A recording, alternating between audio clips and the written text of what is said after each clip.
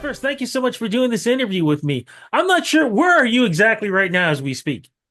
Thanks for having me. Right now I'm in Nashville, but I'm from Montreal, Quebec. That's what I wanted to make sure. So, how is Nashville right now? Because I'm in Toronto and we're dealing with snowstorms and stuff kicking in every 2 seconds. And I know Montreal, I can complain, but when it comes to Montreal with snowstorms and cold, I should not complain. How's the weather over there in Nashville? It's pretty nice right now. I think it's like 15 degrees and with the sunshine, so I'm pretty happy. Okay, we don't like you anymore because your weather is better than ours. But when I Um, left Montreal, though, it was a snowstorm and we drove all the way here, so we saw the oh, weather change. It was really fun. Yeah. Oh my goodness. Okay, now that just spun right back around. Wow. But one of the big things we got to get a chance to talk about is your career and a new single that's out right now too. But before we get into that though, um, what exactly or how are things going? Because I've interviewed several artists from Quebec who are country artists, and a lot of people in the rest of the world would not think of Quebec having a country, um, just country artists from there. Yeah. Why do you think things are growing there the way they have been over the years? I think it's always been there in like small towns around Montreal and stuff. But some people were shy to say they love country music, but actually I think it's always been there and now everybody's about it. So I think it's just blowing right now. And with the new festival Lasso since a couple years now, it's getting really, really big in Quebec and I'm super happy about it. It's really fun. When I look at your resume, if we want to call it that, all the things you were doing when you were younger, I would not have thought in a million years you would be a country artist. For folks who are wondering why, can you explain where you were in the beginning before all this started?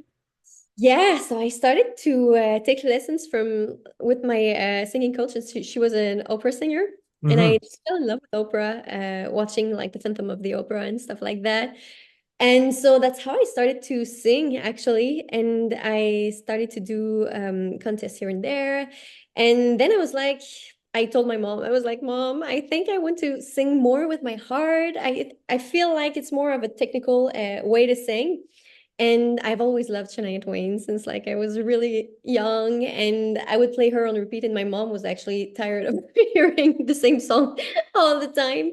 So I just kind of switched to pop music and rock music and singing country music too. So and then I started to have cover bands and then I went into country music. Now, yeah, I like the way you glance over a couple of things. Number one, ice skating. You were doing that also, right? Yeah, I was doing ice skating for 10 years. I stopped when I was 18 and I felt like I really needed to do something else to get my adrenaline back and stuff like that. And I was too shy to sing at the time in front of people. So that's when I had the kick to go out of there and do it. Okay, so here you are, you're shy in front of people. So how you went up with the Quebec version of The Voice? That was actually, I think it was like my first big singing contest, and I fell in love with performing right there. It was like that's when I knew I wanted to do that with my life. But yeah, it was not my best performance at all. If you can see that on YouTube, I don't know if it's on YouTube yet still, but yeah, it was pretty hard. You realize we're all going to go on YouTube now to go and watch. You realize that, right? Yeah, maybe. But you also you weren't always a solo artist, correct? No, yeah, I was a part of Five Roses for a couple of years. Talk about Five Roses. What was that like?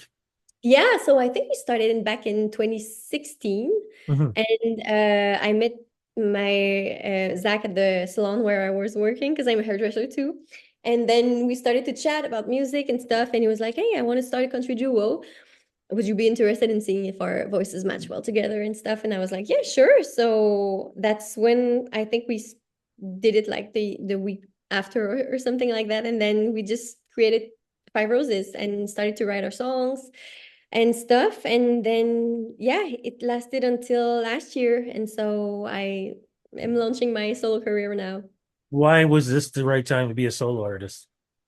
I think we just went to a time where we brought each other everything that we could, and we had to take different directions. And so, yeah, it's pretty much Now, it. now you kind of mentioned before about, it was opera, it was pop, rock, country.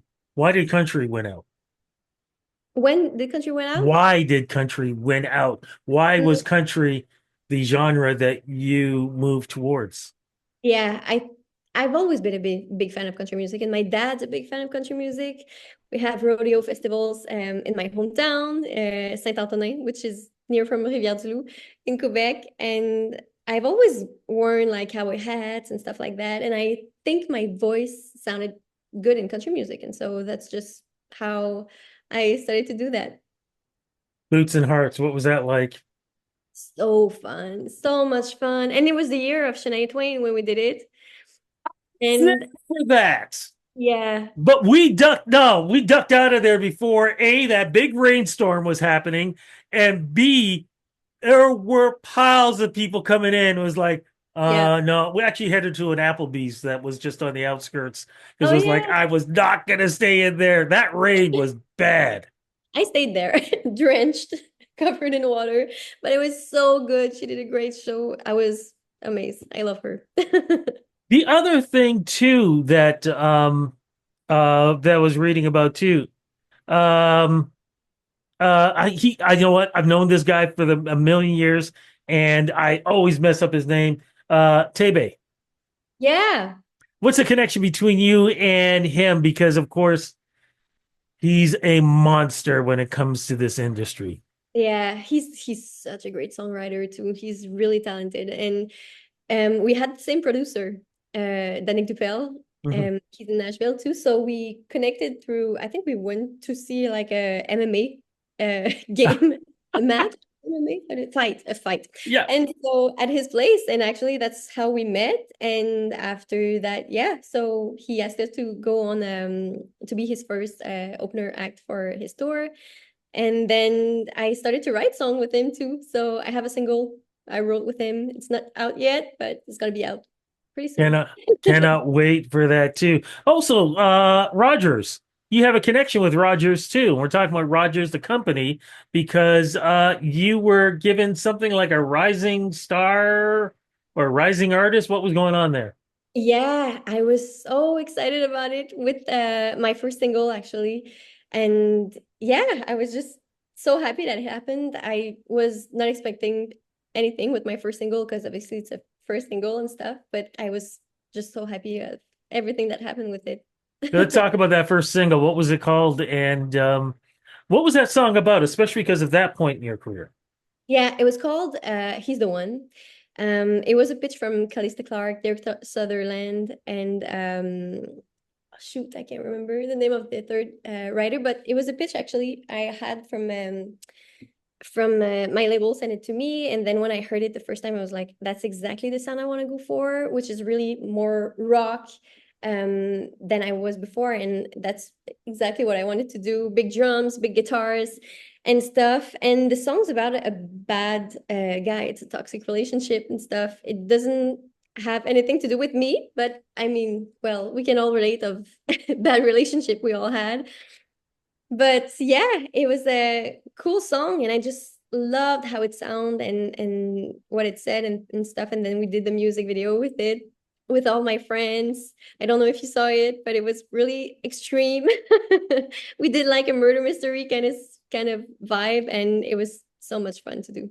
All right, so you got your first single out. Let's talk about the new single that's happening right now. And I always like to make this part official. What is the name of the new single and how does it represent you today? Yeah, so the new single is called More Like It. It's a party song. It's about like how simple things in life oftentimes are the best and the most memorable and stuff. And that's really what I cherish with my fiance. And I think like the more we get old, the more we want to stay home and like do stuff that are super chill and easy. And so, but I still like to go out and stuff, but I think it's about cherishing the simple things in life. And this one was written by Jess Moskaluk and Kel Dodds and Corey Crowder. Yeah.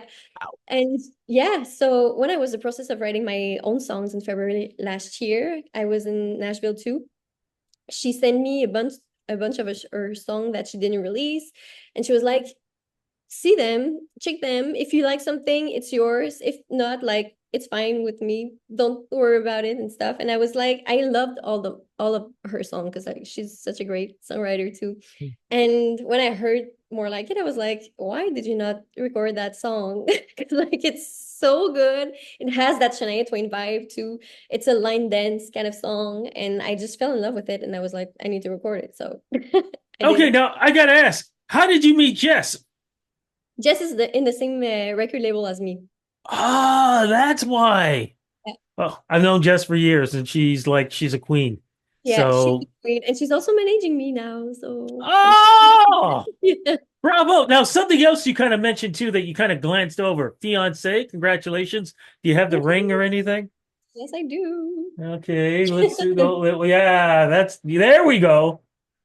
Now, as we do this interview, Valentine's Day is slowly coming up as we speak. So you got to tell me, how did he ask? He asked in front of the Eiffel Tower in Paris. Actually, I have a picture here. Whoa! He did a great job. Oh, wow. Did you have any inkling or any idea he was going to do this? Because he always told me like love matters and like we don't need to get engaged or anything. And it was for my 30th birthday that we went to Paris, and he was like, so it's your birthday present is to go to Paris. You could have had a ring, but you wanted to go to Paris. And I was like, yeah, fine, fine by me, you know? And so he asked me there on the last day of the trip, and I was like, what is going on? But I was super happy. Fantastic. Good for him. He locked you down. Good for him. Yeah. Love that. He Now, did. how do we lock you down for a tour or even more music and EP in the future? What's going to happen with the rest of 2025? Yes, I can't wait to release more music. I just am so excited to play show lives too this summer. So yeah, I think it's gonna go single by single and see how it goes and just have fun with it. Any chance we're going to have you back at Boots and Hearts? I know they've already made announcements, but things can always change. I'd love to. I love this festival so much. Well, let's cross fingers that it's going to happen. How long you staying in Nashville for? I mean, I'm assuming just more work or stuff like songwriting and stuff going on right now. Yeah, it's all about songwriting right now and recording some demos too. And we're staying here for 2 weeks, Mhm. and then I'm going to Louisiana for a week with my fiance. Fantastic. Well, look, congratulations on the music. Congratulations on the engagement. And we are so looking forward to hopefully having you back here. Cross fingers, boots, and hearts in the future. But either way, at least we've got your music and we got this new single. Thank you so much for the interview and congratulations on your success. Thank you.